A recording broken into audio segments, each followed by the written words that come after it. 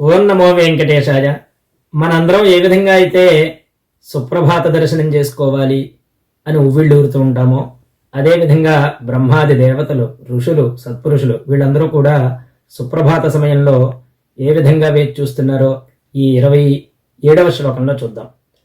బ్రహ్మాదయస్సురవరాः సమహర్షజస్తే సంతః సనందన ముఖాస్త్వధయోగివర్యాః ధామాంతికే తవ హి మంగళవస్తు హస్తాః శ్రీవేంకటాచలపతే తవ సుప్రభాతం.